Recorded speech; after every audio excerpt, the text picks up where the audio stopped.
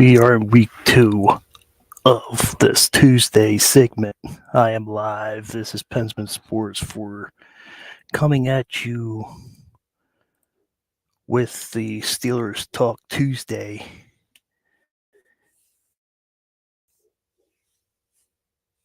And I have to do a couple things on the show that I normally don't do. One is to give the Giants some credit. Now, granted, I was at work till halftime. I came home right at halftime, but and granted, they actually were in it.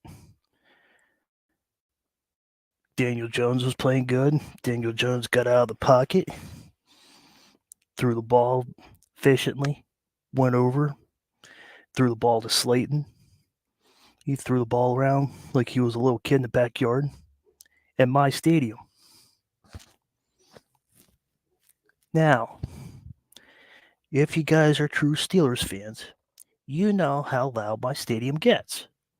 And it gets loud, especially when Renegade comes on.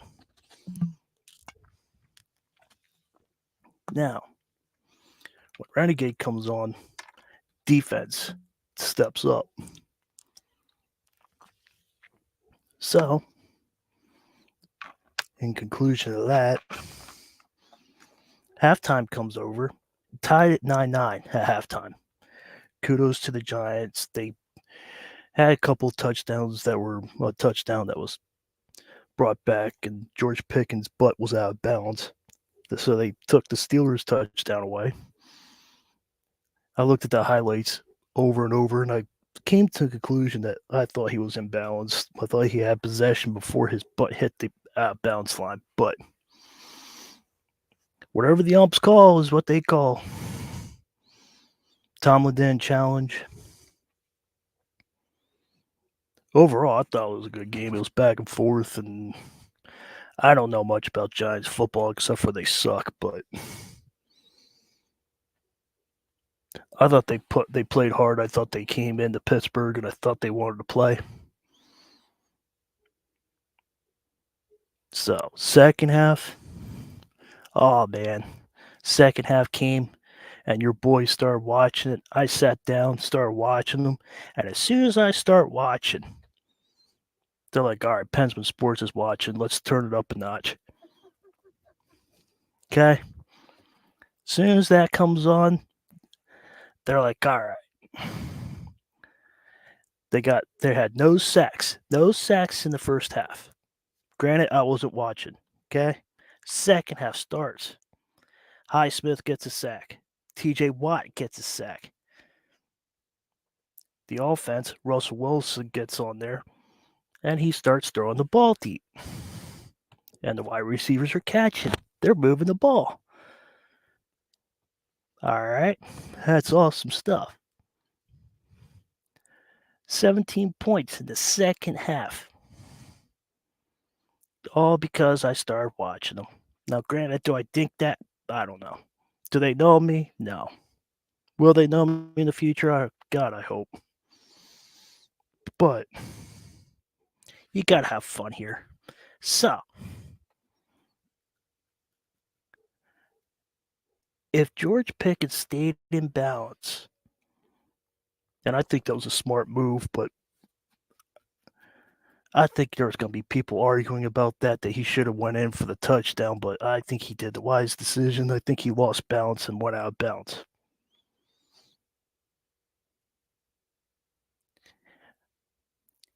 I think he did the smart move by just doing that, by just going out that way. He can save time. They can do 2 more plays. They couldn't get it in, but they got the field goal. So points is points. That's all I care about. If you score it, all you Steeler fans out there, if it is so hard to score inside the 20-yard line. If you score inside the 20, you're efficient offense. I get it. It's the red zone. I get it.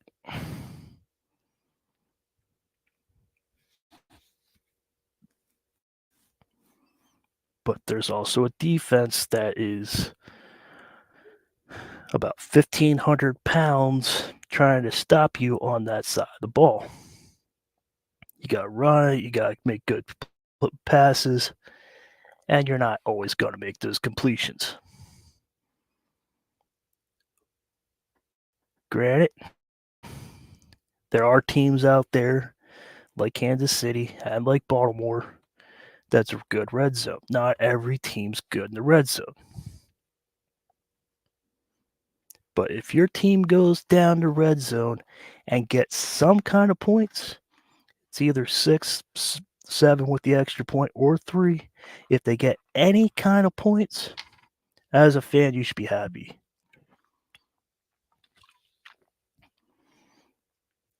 There's no whine about, there's another red zone failure. No. A red zone failure is if you don't score any points. Any. Do you want 6 points all the time? Yes. Do you want the 7? Yes. Are you going to get the 7 all the time? No.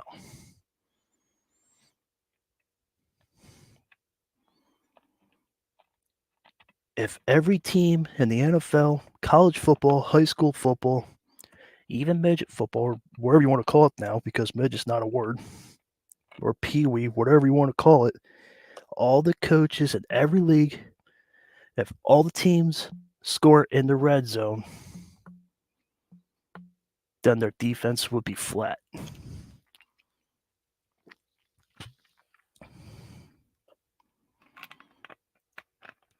If you're a Giants fan and you come to my channel, please subscribe. I'm not bashing the Giants. I have a 5% ounce of crap about your team. Okay. Every football team except for the Eagles and the Patriots, I give 5% crap about. The football team itself, okay, let me point this out right now. The Eagles are a good football team. Yes, they're a good franchise. Yes, but what kills me the most is you out there is the fans. And the Patriots fans are the same way. Because when I went up to Boston, oh my God, it was horrible. You had Tom Brady as your quarterback, and you had a big fat head. It's just horrible. Okay, you fans just need to relax. Eagles fans, you have one Super Bowl in like 90 years of your existing. Cowboys fans that suck so bad, they have 5, and they brag about that. Okay, and the Eagles, you beat the Cincinnati Bengals. I salute you. I give you props. But I saw on ESPN, you guys aren't making the Super Bowl. There's too many people in front of you. You got the Lions, you got the Vikings. And one good game, you might be gelling because of the buzz cut era. Come on. Come on. Get real.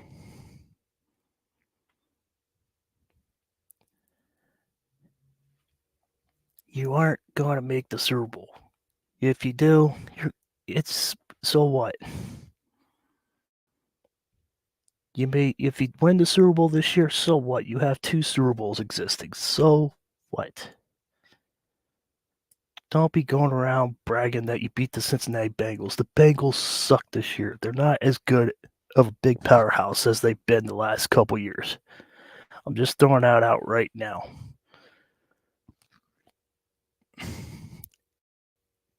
And any team can beat any team at any other Sunday or Monday or Thursday, whatever.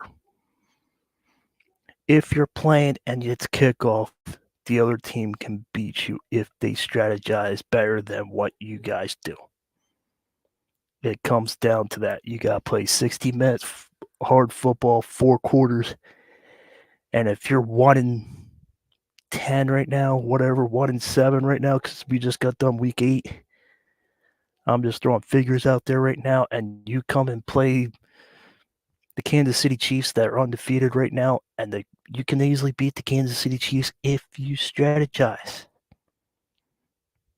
And if you play 60 minutes of football, you might have a chance to get the Kansas City Chiefs the first loss. But if you strategize and play 60 minutes, but one game against the Eagles and the Cincinnati Bengals, that was one game. Wow, Jalen Hurts actually threw so many yards and so many touchdowns. I didn't watch the game and I could care less about that game. I'm just saying that if you beat the Cincinnati Bengals, that does not make you a season. That does not put you over the pedestal like, oh, look at me.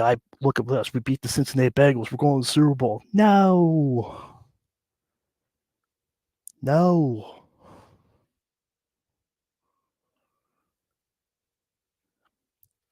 Get into level head. You got Detroit Lions that are playing outstanding football since the NFC Championship game last year. They wanted the revenge. You got San Francisco that is hurt. Green Bay's starting to light it up. There are numerous teams. The Commanders are even showing up. And I will get to the Commanders very shortly. But that's all I wanted to say about that game. Back to the Steelers. They won last night. They go to 6-2. Baltimore's 5-3. We have a bye. Cam Sutton's back on fully practice. He can actually play the next week or 2 weeks. Can he actually play? Because Benny Bishop is playing lights out. He has picked 2 out of 3 games, maybe 3 games. I know against the Giants he did, and last night he did. Is there room? Can he go into a dime package and switch him and Beanie out? Probably. It's possible. There's 3 things that are going for the Steelers right now as we speak, going into the Commanders of Week 10. Their offense is good, their special teams is good, and their defense is still light out.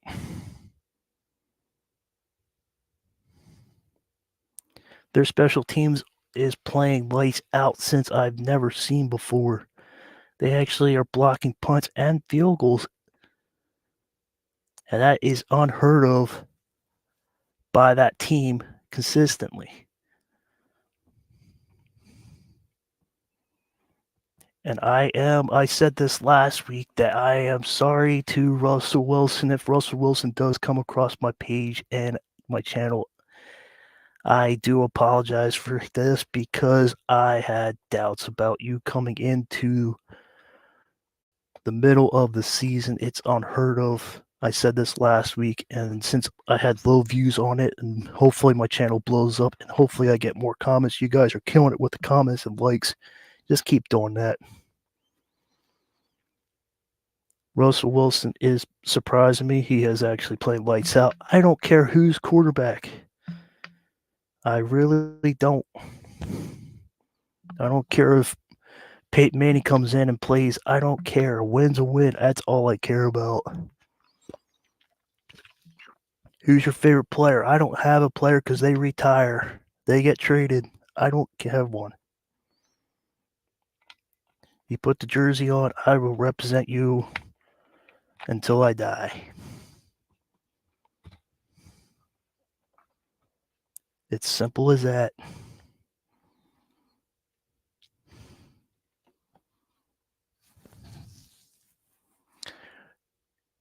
We have a bye week. It's week 9. We're sitting at 6-2. We're first place. We get a couple people back. Hopefully we get Isabella back. If you guys haven't heard, Isabella just got into our practice squad. Don't know much about him. I saw highlights of him when we got him. He is quick. He used to be a Cardinal and a Buffalo Bill player. That's why I don't know anything about him. I could care less about those 2 teams. I respect them, but I just don't watch them. I just saw highlights, and he can catch the ball, and he can turn, and he can move. He'll be good in the slot.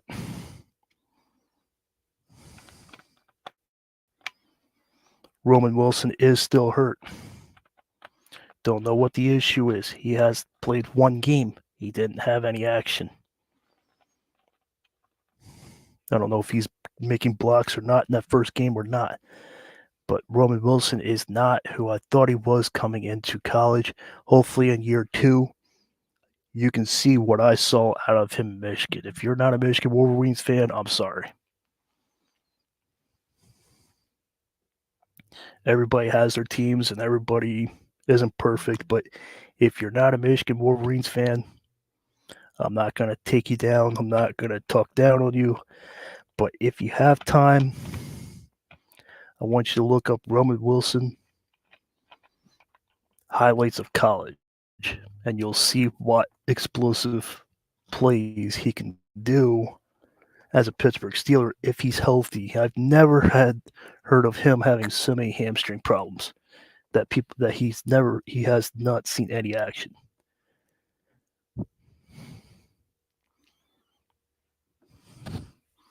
So hopefully he comes back next 2 weeks. Hopefully this week and next week he can recover. All he has to do is eat his bananas and drink water, and the training staff will work with him. I don't know.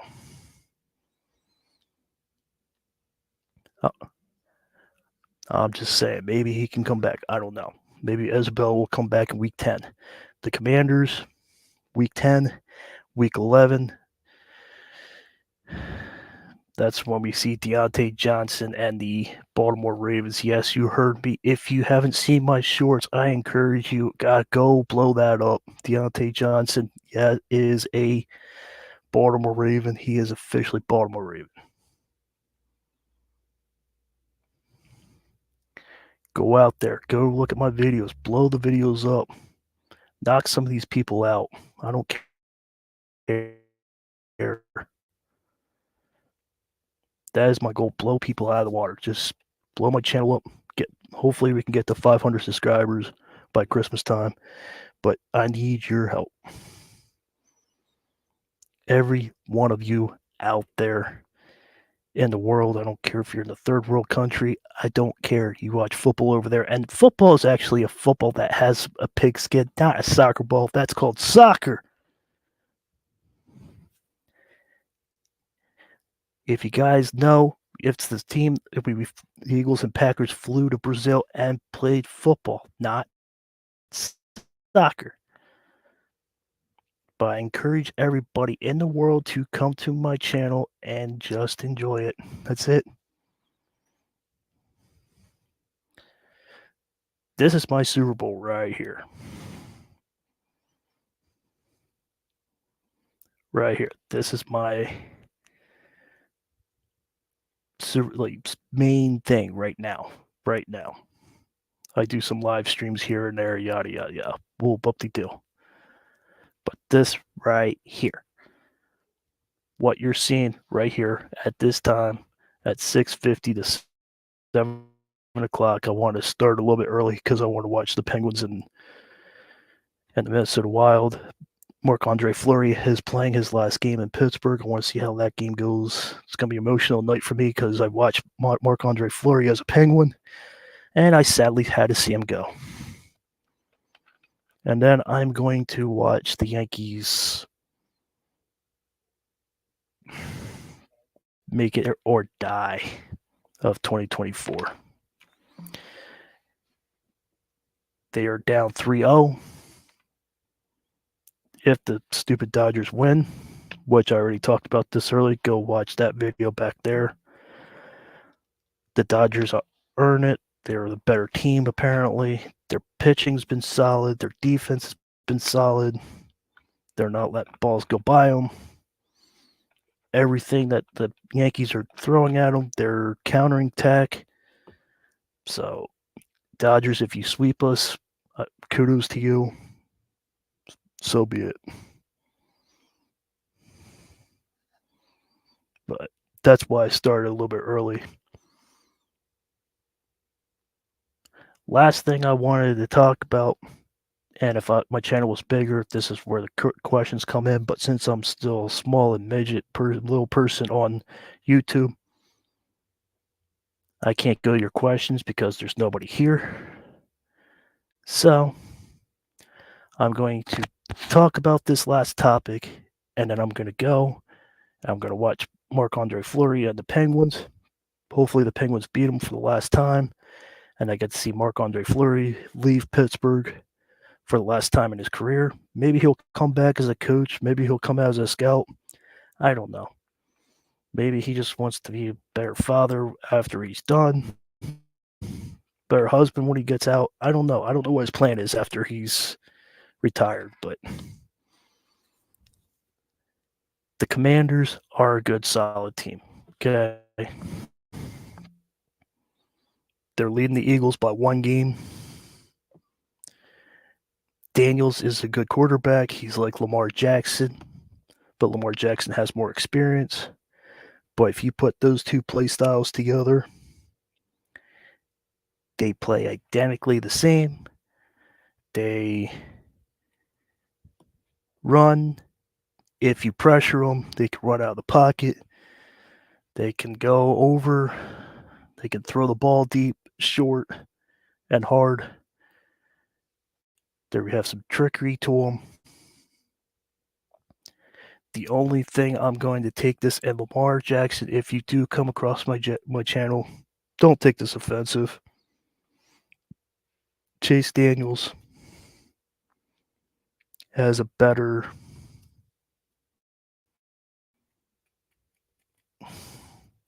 mind game, I guess you want to put it. He knows how to see the field better than any other rookie that I've ever seen in my life. You go back and you look at some of his highlights, and I will talk about this tomorrow. I don't know. I have to go back and look at Mike Tomlin's show because I forgot about it today, so I have to go back and see what he says.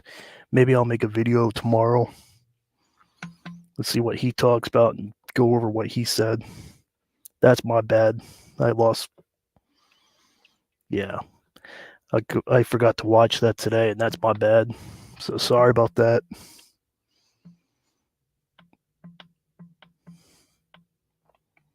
I was too worried about the Deontay Johnson trade than the Tomlin.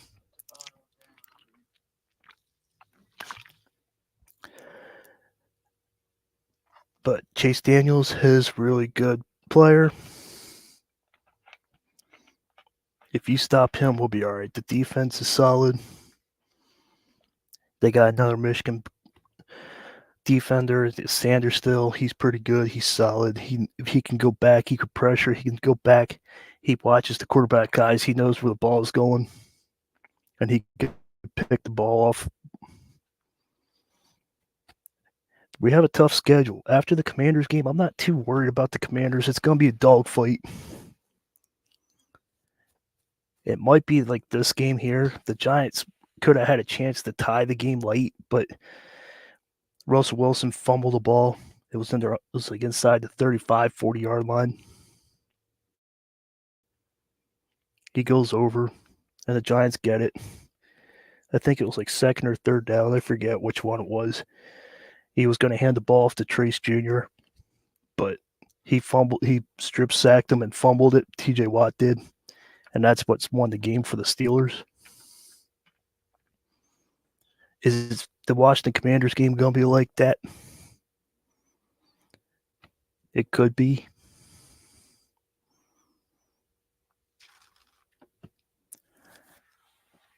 I don't know what else to say about the Commanders. They're just one of those surprising teams. I never expected them to get 6 wins out of a rookie quarterback. So, but that's all I have today. That is Steelers Talk Hangout. Hopefully when the channel gets bigger, more Steelers fans can come in and we can chill out. You guys can tell me about your week. He can tell me about what's going on. I don't need to know that much personal life about you. I just want to know what's going on. if you watched anything good, anything. But if you haven't already, hit that like, hit that share, and subscribe to the channel. I'm going to go and see what's going on around with the Penguins and the Yankees game. Hopefully the Yankees extend the game 5 if the Yankees do win, and that's a big if the way they've been playing in the World Series. The game 5 will be tomorrow at 8:07, and then game 6 will be over the weekend, and game 7 will be over the weekend. November 2nd is the last game, game 7, and then that'll be it.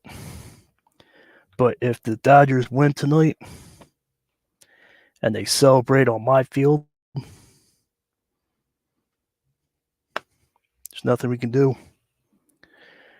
Yankees fans, if you'll come on my channel and you watch this channel and you watch this video, I want you to do one thing and do me one big favor.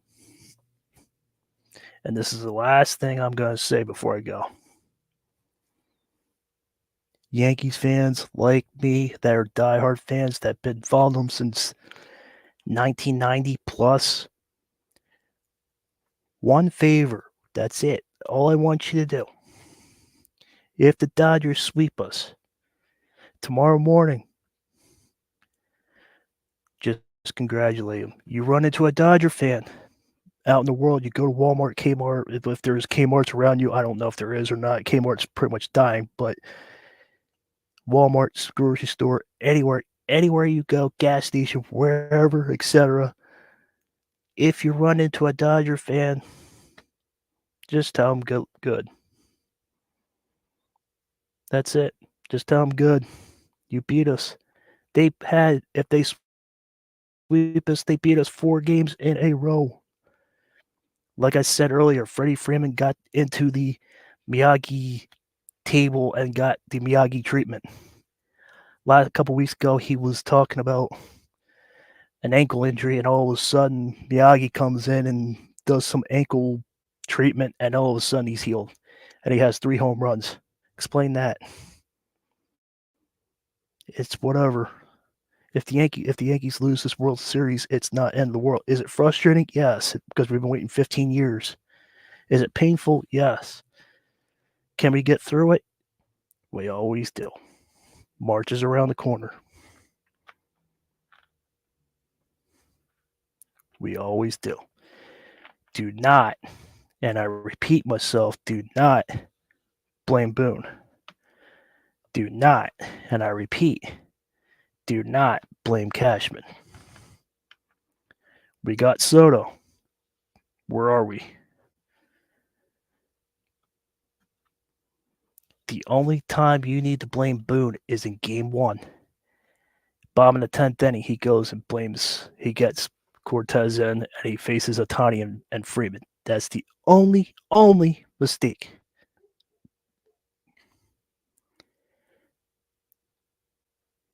Simple as that. Ohtani, Freeman, boom. Freeman comes in, bases loaded, boom, grand slam. Wins game 1. Game 2, 3. Dodgers beat us, fair and square. You keep the ball in front of you. It's a timing game, and that's what it is. But do not get up in the morning and say, I want Cashman fired. Boone fired. No. Period. That is it for me. I'll talk to you later. I'll see you in the next stream. I'll see you next time.